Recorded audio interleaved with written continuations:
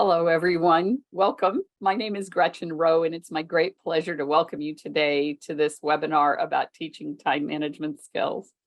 I have to tell you that so many of you responded to this. I know this is something that is a touch point for so many parents because it seems so hard, and we wonder why it seems so hard. And so we have lots of things to share with you all today. We even have a couple of slides to illustrate some of the points that we want to share. And this is going to feel a little bit like drinking from a fire hose. So let me say at the outset that you will receive this recording. You'll probably want to visit it again. If you have middle schoolers and high schoolers, it might be worthwhile revisiting it with them.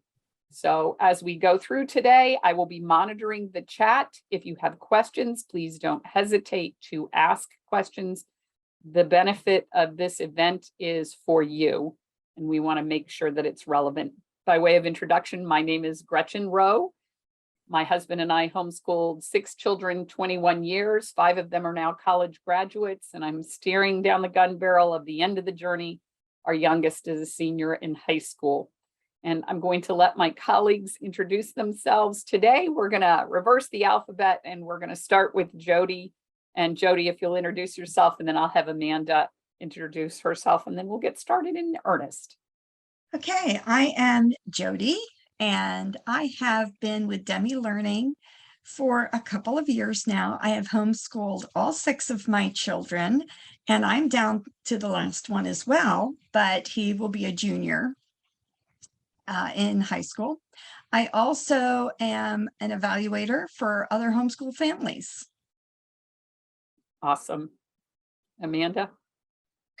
I'm Amanda Capps. I have been in the customer service department with Demme Learning for the last almost 13 years. I am a second generation homeschooler.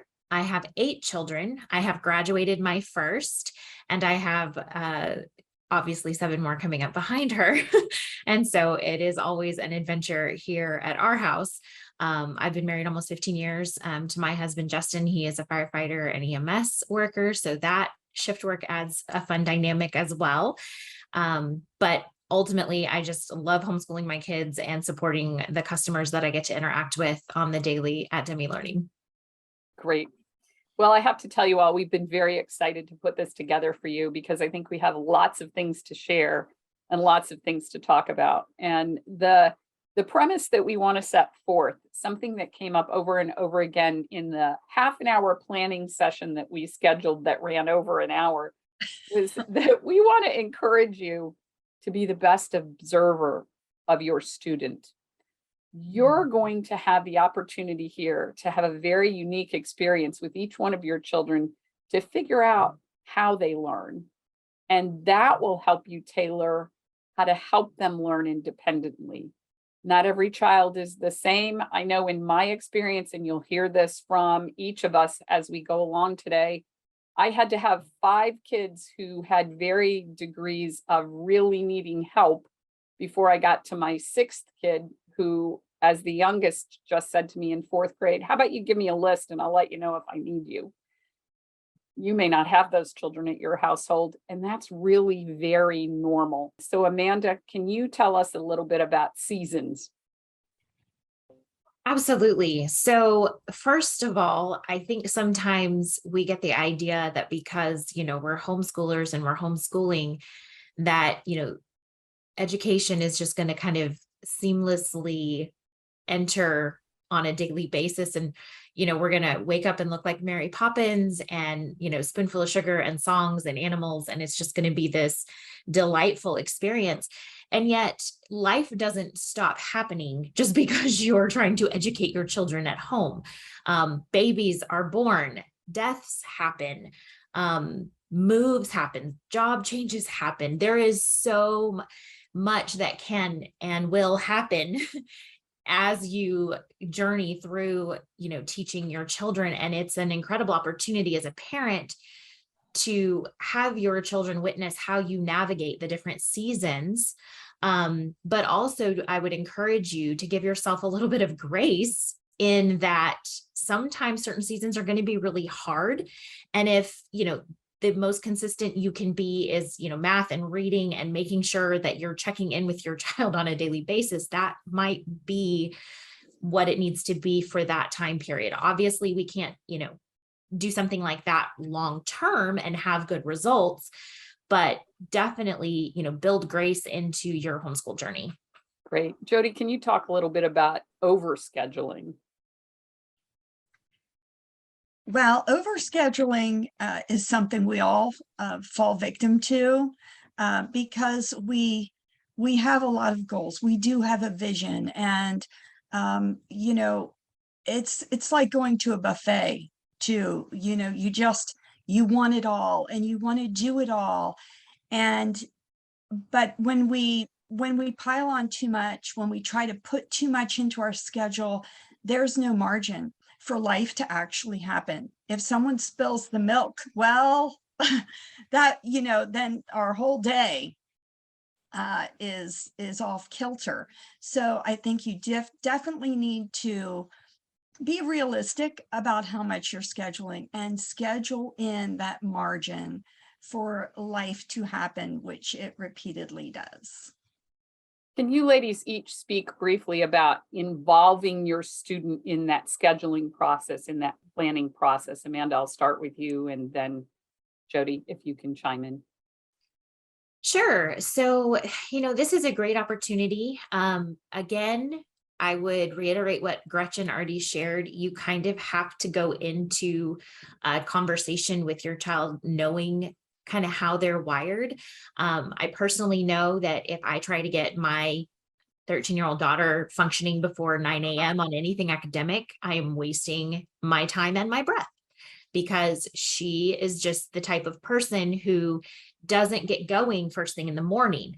My son, who's 11, on the other hand, is, up and all hitting on all cylinders, and he wants a list, and he is very, diligent about, if I put it down in writing, he will follow that, and he will check the boxes, and he will get it done to the best of his ability. Doesn't mean I don't still need to, make sure that the job has been done thoroughly and to my standards, but very different kiddos, very different personalities. And you really kind of have to take that into consideration when you're having those conversations, set yourself and them up for success. I think that there are, I think Amanda's absolutely right. Different children respond differently to different schedules. And if I had scheduled all the important subjects in the morning for my one daughter, we wouldn't have gotten very far. And I had to allow her, even in high school, to stay up later than me. That was really hard for me to do, to stay up later to do her schoolwork, because she was a night owl. And I had to let go and trust the process and see what she would do. And because her work did get done, and it got done well and on time, I thought, well, okay, we need to go with this because it works for her. And she actually took a job in the mornings and didn't even do her schoolwork until afternoons and evenings, which kind of went against my idea of school first. Get your work done first. But her best school time was in the evening. I think when they're little, you can incorporate choices in a different way. You can say, would you like to do math first every day or reading first every day? You can give them little choices as they're able to. Obviously, when they're younger, they cannot be as involved. They don't even know themselves as well. You are the observer of them. And so you can guide them, but still give them little choices along the way. And we've got our first question, and I think it's a good one. It says, I understand we can support kids when and how they learn, or where and how they learn, but how can we shape them for the real world expectations of getting to work at 9 a.m. or 8 a.m. or, as one of our colleagues does from the West Coast, 5:30 a.m. And how do we prepare them for college when they can't have it tailored there? And I think that's a really good question. I think the answer to it is a little bit more nuanced. depends on the age of the student. And so what I want to encourage you all is every child is indeed different. My eldest son could not be left alone to complete a single mathematics problem until he was 16 years old. That meant I literally had to be next to him for every math problem he was going to do because his level of distraction and disengagement with something he didn't enjoy was so profound that there was no way he would get through it. One of the things that we have to be prepared to do is wait for the expectation of that neurodevelopmental milestone of prefrontal cortex development. You might not see that in a 13-year-old or a 15-year-old, or even in my son until he was probably 16 and a half. You have to be able to set those expectations. So I agree with Julia's question. Yes, we need to set them up for the real world. And by the same token, we're going to talk a little bit about tailoring to their learning preferences in a minute.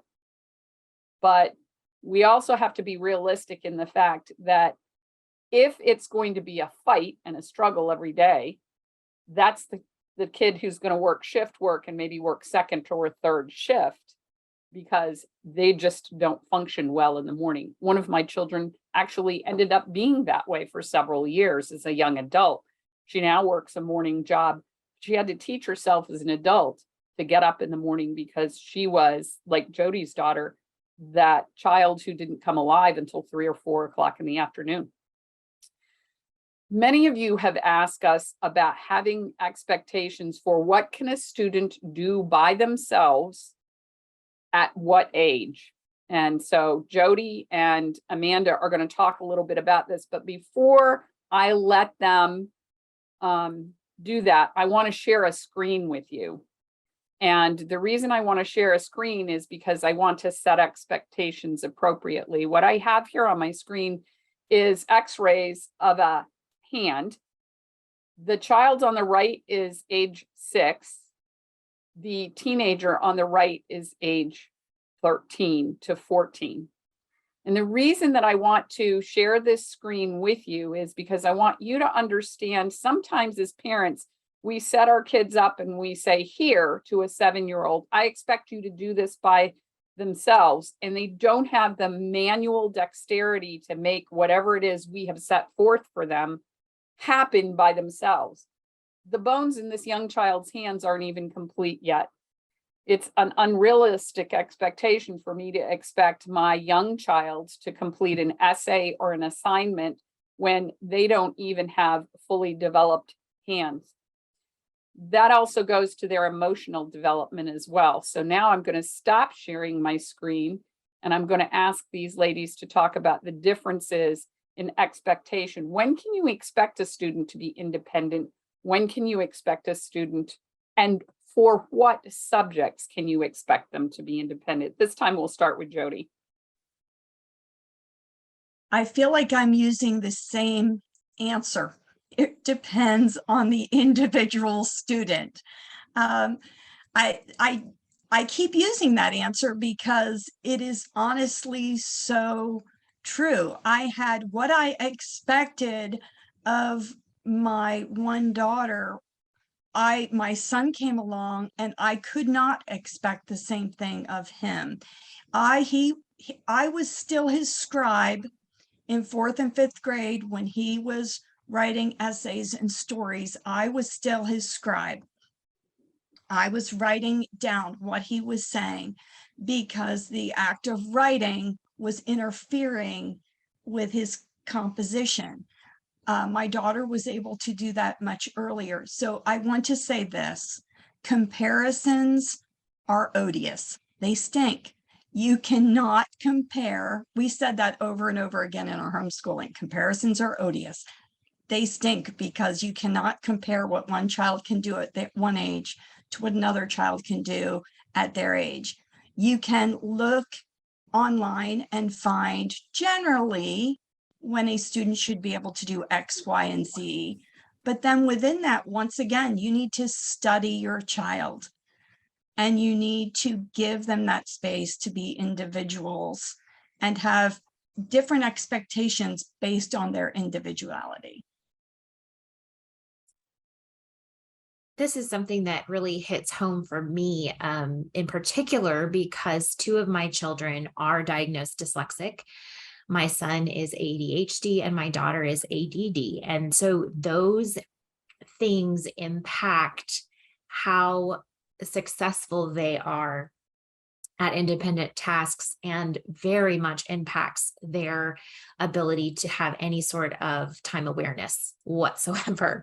And so that has been, one of the areas where it has been really challenging, because, my first two daughters taught themselves to read. They were great readers. I could assign them anything or say, hey, I need you to get this task done, or that, this set of tasks. I mean, I could give them multiple ones. Obviously not as a 7-year-old, but I mean, as they aged and they matured, those leadership skills and those abilities became very obvious. And then, these two children behind them, not even close to the same experience. And one of the things that we have really had to be aware of with them is they are incredibly brilliant. They are incredibly smart, but the skills level is so much lower than where their brains are. And so that means, yes, I'm doing a lot of read aloud. That means I'm doing a lot of audible. That means I'm doing a lot of scribing. Because they just don't have the stamina. They don't have the motor skills. They don't have the ability to sustain, reading for a long time, or even reading maybe even an entire chapter in a book. And so for me to have that expectation of them would demoralize them, frustrate me, and really ruin our dynamic of having a good educational experience and them. But then I have that fine line of, I don't want them to feel like I'm having to dumb anything down or make it easier. So we compromise in who does what so that they can be at the level that they are here, even if the other things are not up to the same place yet.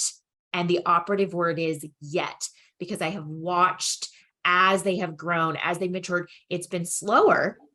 It hasn't been at the same rate as some of my other kids, but it's still there. And it's still, something that I can see as we progress, that it's happening. It's just at a much slower rate. One of the things that I think is important is this same child that I mentioned earlier, my eldest son, who couldn't be unsupervised even into his high school years. When that prefrontal cortex finally got it together, he graduated high school at 17. He did a year with AmeriCorps, and then he started his own business, paid his way through college, and finished college in 3 years. So the reason I tell you that story is because I want you to be encouraged. Just because you're not seeing time management skills in the real right in front of you right now, it doesn't mean you're never going to see them. You have to be willing to recognize you're playing the long game here. And when we homeschool, as Steve Demme says, we are individually tutoring each one of our children. And one of the things that's really important is we have to recognize that in that tutorial process, we have to be willing to go the extra mile to teach our children how to manage their time. When I teach time management skills at homeschool conferences, one of the things I ask parents is to estimate how well they can estimate time. And if you are a poor estimator of time, it will follow that your children won't be able to estimate time well. Many of you said, I want you to help me learn how to manage my time so I can help my kids learn how to manage their time. And the truth of the matter is kids don't wait. So I would like Jody and Amanda to explain a little bit how they prepare in advance for their instruction so that their kids don't have to wait on them to know what's coming next. Amanda? So this is where curriculum choice can really make or break a situation or a subject. So like I said, I work for Demme Learning. I'm a mother of 8. So we've got a lot going on, a lot of people and a lot of different ages going on at the same time. So for me, picking curriculums that fit the open and go model, which is what I've coined it because that was the best term I could think of as far as how to describe it when people ask me, well, what do you use for curriculum? I choose intentionally curriculums that I can sit down, open, and we can do immediately, that I don't have to do a lot of teaching or teaching prep because I just legitimately don't have it. I don't have that time or that luxury of, hours to read through teachers' manuals and plan and lesson plan. I have the most basic, the most to the point curriculums and tools with which to record, and keep up with what we do, because that's just the reality of my life. If I was trying to fight that, we would be in big trouble. Okay. Jody? Well, I have to think back. I'm not quite in the thick of things the way Amanda is. But, for me, organization was key. Everything had a place. Everything had a place on the shelf. Every child had a place to go get their things, because a lot of time can be wasted in disorganization. So that's how I started first, get myself organized, get the materials organized. I had to let go of my dream idea, my Norman Rockwell picture of what it would look like to homeschool at the table while we all did lap books and, in a clean house with the crock pot brewing. I just had to let go of my expectations of myself and my idealistic view of what it should look like, because with 6 kids in 13 years, I needed to have the grab and go model. I needed to have something that was ready.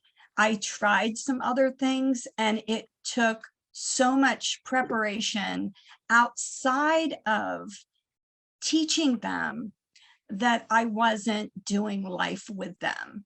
And I needed to make some choices and evaluate how I was spending my time, even outside of teaching them. If I just couldn't spend my time on planning when I wanted to spend it on interacting with them, Jody, playing. can you talk a little bit about what you see in the evaluation process with the parents who are successful? We had a little bit of this discussion last week, and you can kind of gauge when you look at those portfolios where organization skills play a role. Sure. When families come to me, it almost seems like the more organized they have been, the more intentional they've been, the more growth that I see. When you stumble through your days, you just don't accomplish as much. I also found that it is so important that the curriculum not just fit the student, but fit the teacher. Because if she doesn't like it, if there's something about it that just doesn't fit her teaching style, in addition to their learning style, she's not going to take it off the shelf as frequently as she needs to. And there is a direct correlation really between mom's diligence, mom's organization, mom's intentionality, and the student's success.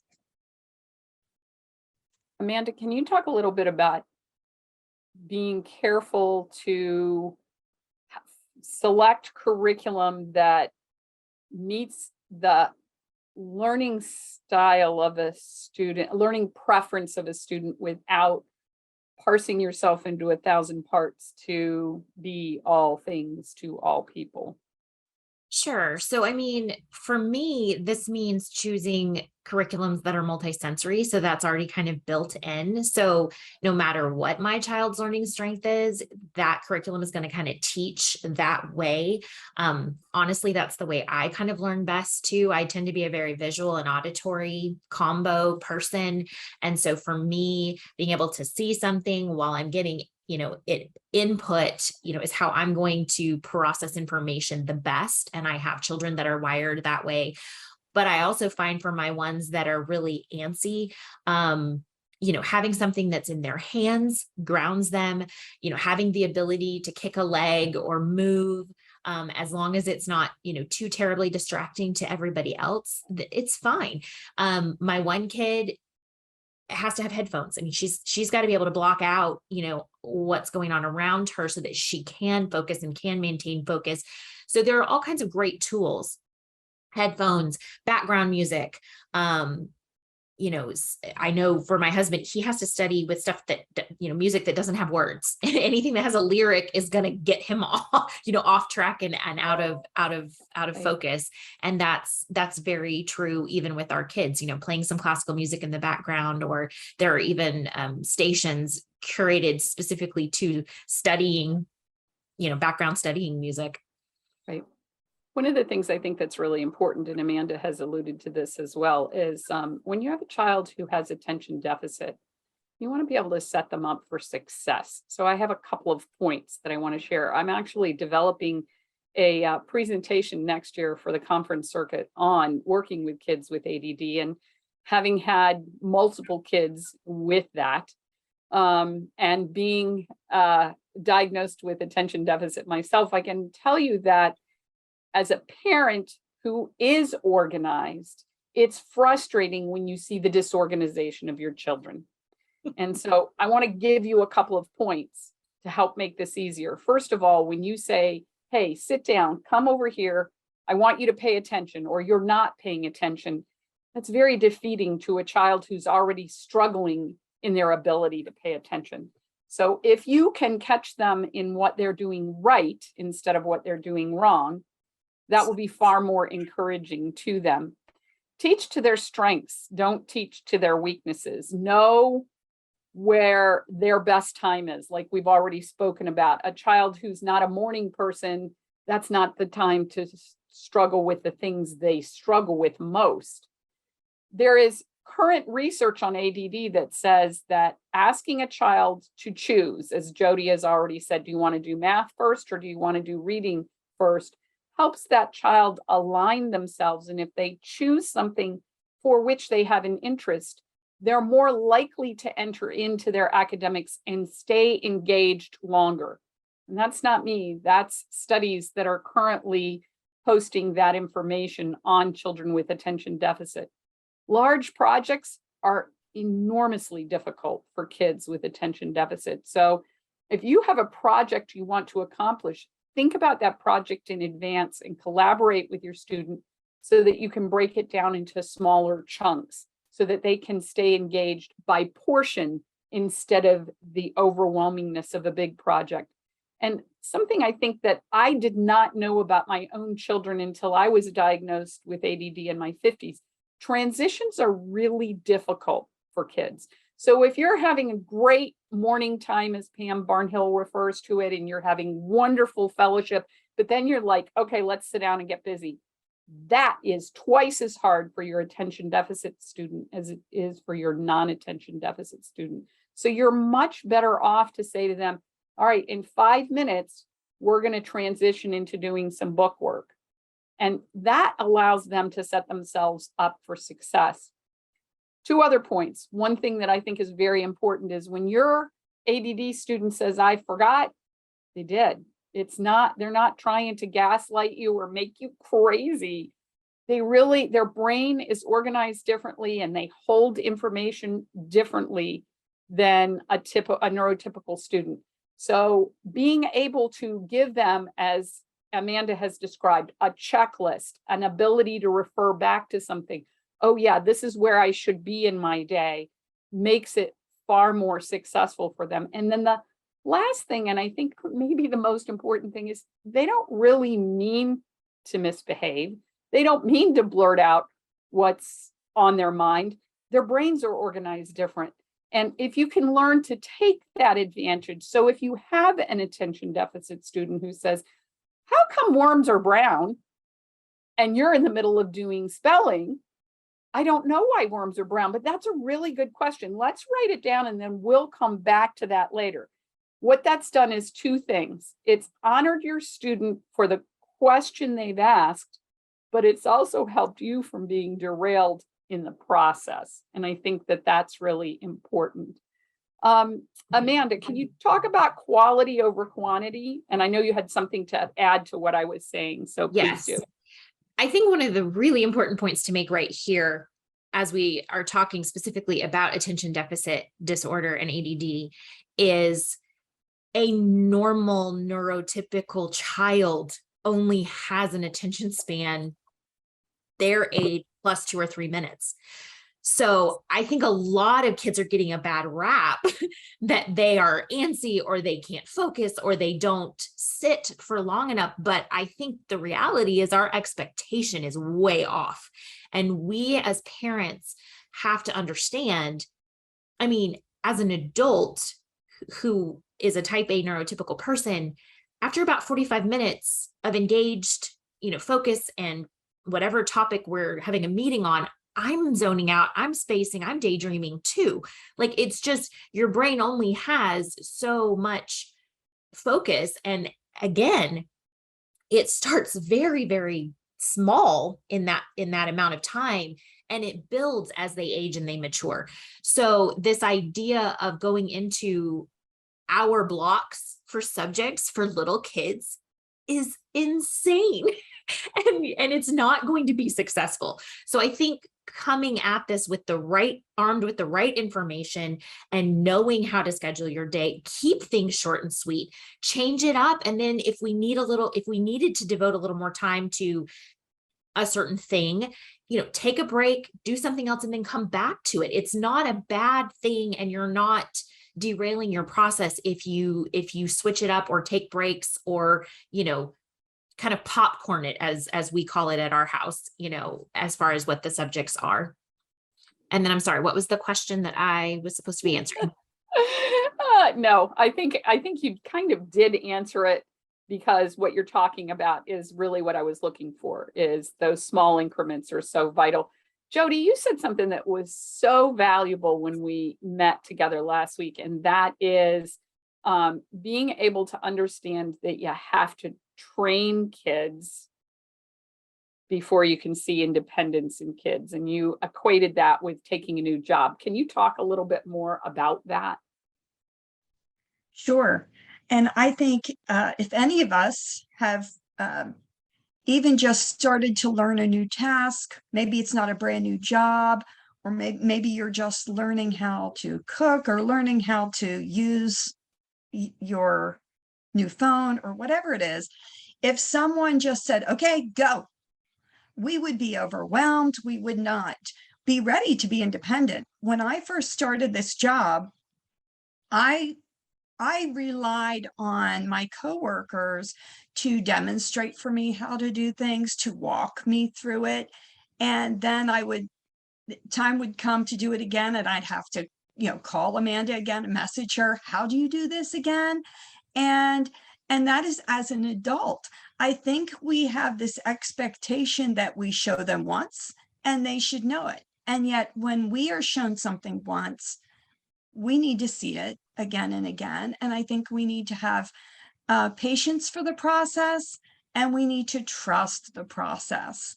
And they will learn. I know that the question came up earlier about how will they be ready for the real world? And because the real world is, you look at college, you look at jobs, and you think, oh my goodness, how I want them to be employable. I want them to be marriageable. How are we going to get to this point? In very small little steps, baby steps, but you have years to make all of those steps, and you are modeling for them how to do things, and you are taking them by the hand. You are their personal life coach for life, and they will get there. I can honestly say they will get there. The son that, again, I had a son that I was still holding, doing a lot of hand holding even in high school, and I thought, oh my goodness, how? But you know what? He had learned to be resourceful. He still needed some help, but you know what? In college, he went to the study center and he went and got tutoring when he needed to. He was resourceful and he learned that in our home to be resourceful. So you will get there. You will get there. Have patience in the process and trust the process, baby steps. I think we hit on something that was very interesting when we spoke last week. Amanda, we talked about being an internal processor and an external processor, and the example we were talking about was learning to drive a car. But I think it's more applicable to everything we're doing as far as academics is concerned. So can you revisit that portion of our conversation? Absolutely. I was actually talking to another homeschool mom, a friend of mine, and I was sharing with her my second born's reluctance to want to drive. And, in that conversation, she just said, in teaching her own kids to drive, that she realized that there was a lot going on in here. Like we always, as parents, tend to have an internal dialogue, where we're constantly, looking at the next task and the next thing. But how often are we actually verbalizing and talking those processes through in front of our kids so that they know what our process is? So they're learning those step-by-step processes that help make us successful. I mean, they can't read my mind. They don't know what's going on in there. And so I really just thought, wow, what a great point for me to look at. Okay, what am I keeping internally that I need to externalize for them? And how often am I setting this expectation that they should just know because they've seen me do it, when watching somebody and actually knowing what their process is and why they're doing what they're doing. If kids ask anything, their favorite question on the face of the planet is why. They want to know why they have to do it. They want to know why it's important. Why does this even have to be done? And so I think we as parents can really set them up for success by giving them the why. Absolutely. I have another slide I want to share with you all. And let me see if I can get this to do. One of the things I think that is important is we as parents sometimes inadvertently do this. We weaponize the outcome. And by that, I mean, you might have a child who has a room that looks like what you see on my screen here, and you say, go clean your room. But what we have to do in order to teach our children to manage their time is to teach them how to break a large task that looks like an overwhelming task and break it down into a smaller task. And so if I were teaching my child to manage their time, and several of you said this, you said, how can I convince my high schooler that spending 2 hours to do 2 workbook pages is not a good use of his time? Or how can I convince my high schooler not to rush everything all the way to the end because they haven't planned their time well? One of the ways that we do that is we have to model life. So if I were teaching a child to manage their time, instead of saying, go clean your room, I would take this picture here and I would say, the first thing I want you to do is, here is a laundry basket. I want you to take everything that could be construed as a piece of clothing or bedding and put it in the laundry basket. And that helps begin to declutter the environment. And then I would go back and I would say, the next thing I want you to do is I want you to take those books that you see in the bookcase, and I want to be able to read what's on each spine. So I want you to set them up. I'm going to set my watch for 10 minutes. I'm going to come back and check on you in 10 minutes. This way, you're taking a large task and you're breaking it down into manageable components. When you're done, then you take pictures when you have what you want, so that the next time they do it, you can say, hey, here's a picture. Remember, this is what the bookcase looked like 3 weeks ago, and now it looks like this again. Can you go back and make it look like the picture? And that takes what can be insurmountable to a child and makes it a doable enterprise. So ladies, I want to step back into some of the questions that we have, because man, boy, did we get a lot of them. So what is a way to Amanda, give me one of the most practical tips you have for encouraging your children to manage their time without being a nag or a nudge. And Jody, I'm going to ask you the same thing. So, because several parents said, I just feel like I'm nagging all the time. How can we be effective without being annoying? So I think that again is a great way for lists.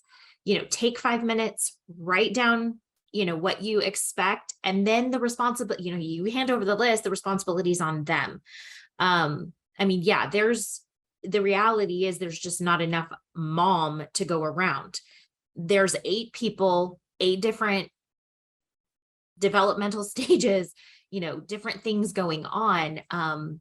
And then too, my next best tip would be get those older kids involved. If you have kiddos that have good compatible personalities and there's not the, we're gonna have to bring out boxing gloves, to get a task done between 2 of them, there is nothing wrong with training an older child to be an overseer or to be a point of reference. Hey, if you get stuck, so-and-so is here and they can answer your question while I'm doing this with this child. So delegation is a huge skill as a parent of multiple kids and multiple ages. You just literally can't do it all yourself. Jody? I did like to involve my students in this, in that I would say, how long do you think it's going to take you to do this? Okay, let's cushion that because we always want margin. So you think you can get this done in 10 minutes. Let's give it 20. And timers. All of my kids had timers, because then let's set the timer, quiet timers, silent timers, or you'll drive yourself crazy.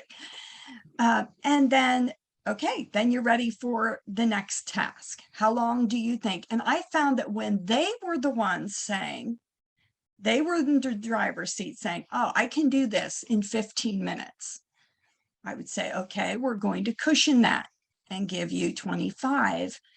But they wanted to get it done in 15 the way they said they could, So I think the more ownership that they can take, the more that they can be the one declaring, well, this is what I will do. I will do this subject first, and I will do this and within limits. Obviously, they still had to do it. They did better with their time when they said how much time it would take. So, and using timers, because we all lose track of time. And that was something they could just look at to see how much time do I have left. And then we would remember for the next time and say, okay, well, remember it did take us like 25 minutes. So, because you want to set them up to succeed. That's why I always put in the margin, because they felt so great when they beat the timer. Right.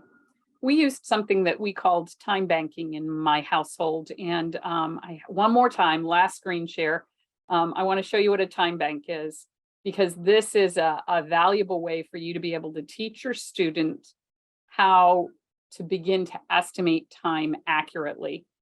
And what you see here is a student who, as Jody has said, she's had a conversation. I'm going to use Jody's example here and say, all right, I've had a conversation with my son about math.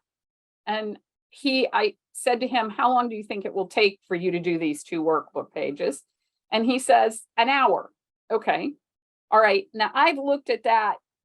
Now the caveat here is, as a parent, just as Jody has said, you want to give them a little bit of cushion, but you also want to make sure that you set expectations. And in math, my expectations are that you will show your work so that I know if you got the answer wrong, how to fix that answer and where the mistake occurred. But just for the principle here is, he estimated an hour. And here's the really important part when you're using a time bank. You need to write down when they begin. because that gives you the ability to see, were you accurate? Were you wildly inaccurate? Over, under, what do you need to know here? So he began at 11 a.m. He finished at 11:54. So he was within that hour. And so he got 15 minutes of banked time. And I see a couple of you, I know a couple of you are going to be asking questions. What does banked time mean? I'll explain that in just a second. So then we moved on to the next task, and you can see he estimated 50 minutes. He finished within that 50 minutes. So he got 15 minutes more of banked time. When he was doing language usage, obviously, whatever that task was that day, he wasn't enjoying it. He fiddled around and he got 0 minutes. And then we went on to reading, and he said, whatever it was that he was going to do, he estimated that it would take him 40 minutes. It took him 35 minutes. And so he got 15 more minutes. Now, what we did in our household with banked time was, that's how you earned the privilege of television watching, game playing, Wii playing. I think it was a PS2 back in those days, but it didn't matter. It was your ability to finish tasks on time that earned you the privilege of doing the fun things. The one thing that was a premise in our time banking was you had to finish the tasks I'd set for you in a day before you could redeem minutes. So if there was work that was still undone, then you weren't eligible to be able to have those fun things like watch television or watch a video or play a video game or something like that. How it works in your household is kind of up to you. But the idea here is that you as a parent are being very intentional to help your student learn how long a task takes and how to manage that kind of time. And ladies, I don't know if you have any commentary about that, but then we'll move back to questions. So Jody, do you have anything to say? Just that for older kids, some kids have phones, there are apps that will track time, because it is important to know, when am I starting? When am I ending? You want them to be able to visually see where the wasted time is too. So if your child does have a device, a tablet or a phone, there are time tracking apps that you could use. Amanda? And I would say this is another area or opportunity, to set a good example. I mean, if you're checking out on your phone, or you're spending too much time on Facebook, or you're spending too much time in a phone conversation with a friend, they're watching. So much more is caught through watching than what you're saying as a parent. So they are going to definitely be paying attention to how you are managing your devices and your time and how you're allocating things. So just make sure that you're being aware and everybody's being pretty transparent and accountable. And I think this circles back around to the really good question that Julia asked earlier, is in being intentional about managing our time and teaching our children how long a task takes. That's how we set them up to be successful down the road. If they have no comprehension of time, sometimes that becomes a very difficult proposition. You wait until they're in high school, and then all of a sudden you put parameters around your expectations, and it's really hard. So if we can teach them in small increments how to manage their time, I think it becomes a much easier proposition. I think too, sorry. Go ahead. Nope. I think too, it's really important to have some discussion centered around when time isn't managed well, and give them some ownership. What could you have done differently in this situation to make better choices about how you allocated time? Were there things about this process that surprised you or you weren't expecting? Or, that kind of dialogue can really help on the back end. Like if you just go, well, you didn't do it, and now everybody's upset and frustrated and the task still isn't done, that isn't really helping anyone, parent or child. But if you can have an intentional conversation and say, okay, let's really break this down. What did we do? What did we do right here? What could we have done better? And it's not that they did anything wrong or, that they're being punished, but it's giving them that, again, that responsibility and that ownership of, hey, let's look at this and really figure out a way to do it better next time. And honestly, I think they do that in sports. It's a post-game huddle up where they talk about, okay, so what went well, what didn't go well, what can we change for next time? And it's just learning how to self-evaluate. And I think that's a very, very, very valuable skill. And I think we 100%. can even model it by self-evaluating ourselves out loud and saying, wow, I didn't get dinner on the table when, I mean, you have to be vulnerable with your kids, but I didn't get dinner on the table when I wanted to. I need to look at why that, why that happened. And maybe it was that I jumped on Facebook or that I took a phone call when I maybe shouldn't have taken the phone call. So I think there are times you have opportunities. I mean, I have opportunities myself. I'm assuming other moms have opportunities too, to to walk this out in front of them. They have no problem with this whole evaluation process when it's us.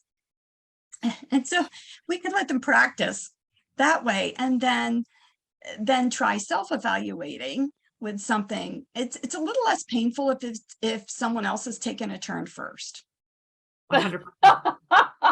I like the way that you put that. That really is true. If you let yourself be on the hot seat first, then it's a little bit easier when it comes down to evaluating a task. I also think that there's a lot of merit in recognizing that time management skills aren't just for school. Did you manage your time well in preparing, knowing you were leaving for soccer practice at 4:30? If you started looking for your shin guards and your cleats and your bag and all that stuff at 4:27, one of those things. I know one of the most valuable time experiences I had with my own teenagers was I got tired of listening to everybody complain about how long it took to empty the dishwasher. So I said, okay, for a whole week, we're going to time these mundane tasks. How long does it take? And everybody got a turn. And we figured out that the average time to really empty the dishwasher was about 5 minutes. And that made an enormous amount of difference. When you figured out that I really wasn't taking away years of your life to ask you to empty the dishwasher, it was a little bit less painful. So, ladies, we're coming up to the top of the hour. We have about 7 minutes left. What would be the most valuable encouragement you could offer to a parent who's right now joining us and pulling out their hair because this is so hard? Amanda? Oh, wow. I would just say, I think as a parent, we get this idea as we go into, because, we're getting ready to start another school year, or we've already started in maybe the last week or so. And we have this incredible picture of what we want it all to look like. And we may have done the planning and have the schedule and the meal plan. And that is fantastic. And it's wonderful. And sometimes it gets us off on a really good start, but don't get discouraged if life starts to happen and things kind of start to fall apart at the seams. And that's where your community may be recognizing, okay, wait a minute. We both hate interacting with each other on math, or we both really don't mesh well on creative writing. Find a parent that's their passion and they love it, and then pull them in because it is so valuable. I think we get this idea in the homeschooling community that, like, as the parent, like, we have to do it all. There are co-ops, there are community college classes, there are dual credit classes, there are tutors, there are other homeschool moms who probably have a passion and a gift for something that you don't. Don't make your circle so small. Don't isolate yourself. Look for those opportunities, look for opportunities to have a field trip day. Try to plan something once a month. Try to plan something that's not just the everyday run of the mill. And then the biggest thing for me is there is so much you can count for school that isn't in a book. Period. there are so many life skills. There are so many things in your day-to-day of just doing life with your kids that counts as education. And you have to be an outside of the box thinker and maybe a little bit creative on how you document it, but it's there and it's rich and it's worthwhile, and don't gloss over it or overlook it or throw it out because you don't think it has as much value as that, workbook or that math problem or that dissertation essay, whatever it is. Jody?